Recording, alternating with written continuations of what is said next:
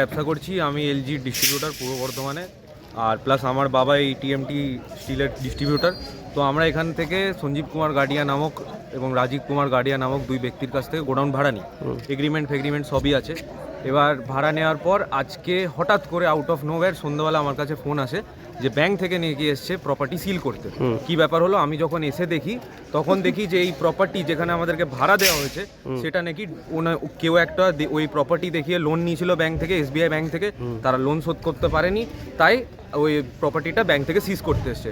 এবার ব্যাংক, আমি যখন এখানে আসি ব্যাংকের আধিকারিকদের আমি যখন জিজ্ঞেস করি, আমাকে বলে যে ওনাদেরকে আমরা মোটামুটি 1-1.5 মাস ধরে নোটিশ দিয়েছি, ওনারা আপনাদেরকে জানায়নি। আমি আজকে রাতের বেলার মধ্যে আমাকে 1000 পিস এসি, 300টা ফ্রিজ, 150 টন রড আমাকে খালি করতে হবে। এই পরিস্থিতি বাজে, প্লাস অ্যাডভান্স দিয়ে আমরা বুকিং করেছিলাম। যখন আমরা ভাড়াটা নিই আমরা 4-5 লাখ টাকা ধরে অ্যাডভান্স দিয়ে করেছি। 3000-4000 করে স্কোয়ার ফিট গোডাউন আছে। পুরো চিটিংবাজ, এই দুই মালিক পুরো চিটিংবাজ। তারা ফাঁকায় ঘুরে বেড়াচ্ছে, মানে তাদের এক ফোঁটা সেম